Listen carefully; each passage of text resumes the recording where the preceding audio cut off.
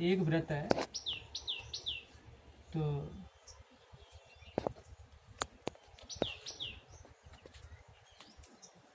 वृत्त में केंद्र पर अंतरित कोण 120 है। वृत्त में अंतरित कोण 120 है जिसकी त्रिज्या r बराबर 12 सेमी। r बराबर 12 सेमी दीजिए।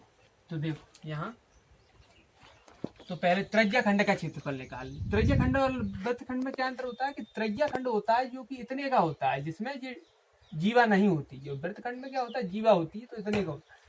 तो त्रिज्या खंड का क्षेत्रफल, त्रिज्या खंड का क्षेत्रफल तो इसको नाम दे दो ओ ए बी।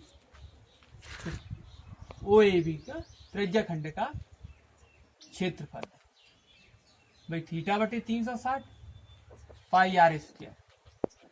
तो थीटा का बराबर है यहाँ 120 और आर बराबर है 12।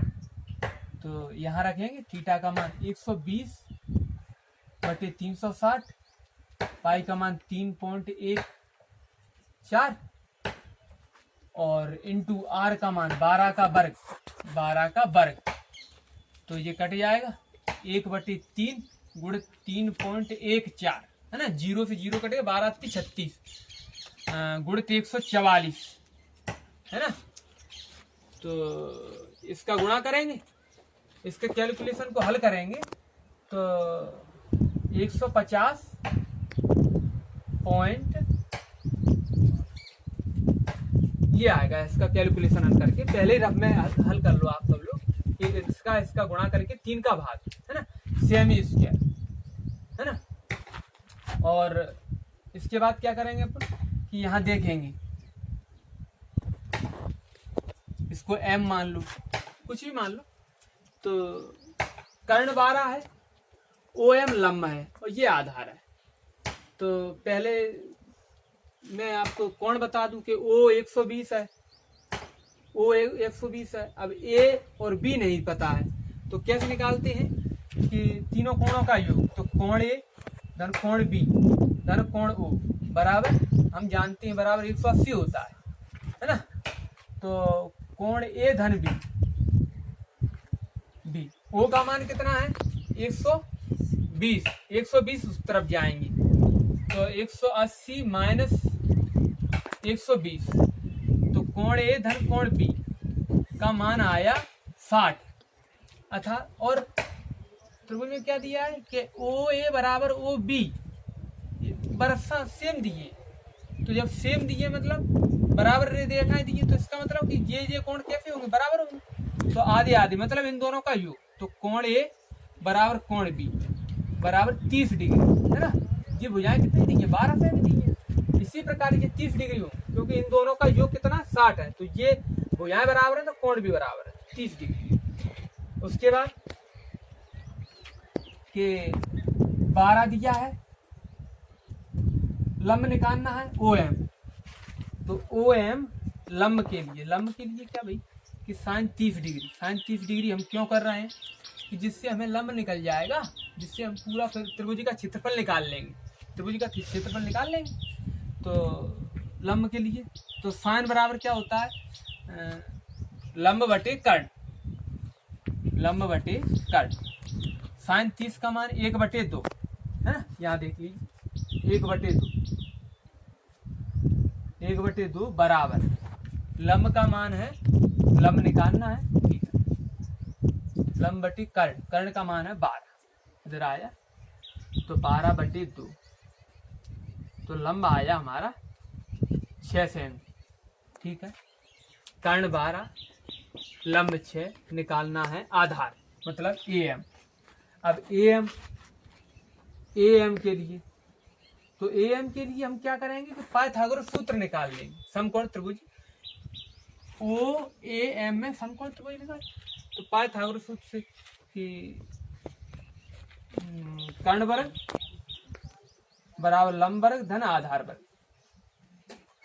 तो कर्ण के वर्ग की जगह कितना है 12 का वर्ग 144 बराबर लंब वर्ग, लंब की जगह कितना है लंब हमने 6 निकाला तो 6 का वर्ग 36 धन आधार वर्ग। 144 माइनस 36 बराबर आधार वर्ग, है ना। तो यहाँ कर देता हूँ, तो 144 में से 36 घटा दीजिए, 14 में 6 गए 8 और 13 में से 3 गए, 108 बच रहा है ना। 108 और 36 कितने हो गए? 144, 8 और 6 14 से लागी 1, तो 3 1 4 1, ठीक है। 108 बचा, तो 108 बराबर आधार वर्ग। आधार वर्ग है तो इस पर अंडर रूट लगा दीजिए, है ना। आधार वर्ग तो इस पर अंडर रूट, इसका क्या कर लीजिए, खंड कर लीजिए 108 के। 108 के खंड 2 से, 2 पंज 10, 2 चौक 8, 2 से, 2 दूनी 4, 2 7, 3 से 9, 3 से 3, 3 से 1, ये इसके खंड हो गए, है ना। 2 पंज 10, 2 चौक 8, 27 दूनी 54, 9 30 27, इधर ठीक है। तो इसके खंड क्या बने?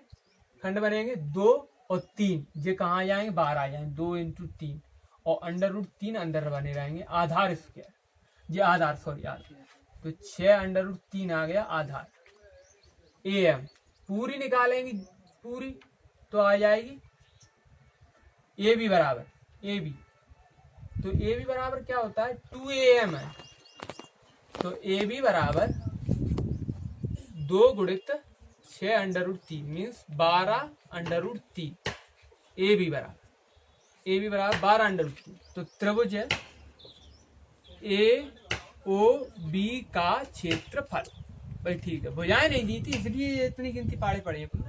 तो 1/2 आधार गुणित लंब, तो 1/2 आधार, आधार की जगह क्या है? आधार की जगह ये AB 12 under root 3, 12 under root 3 गुणित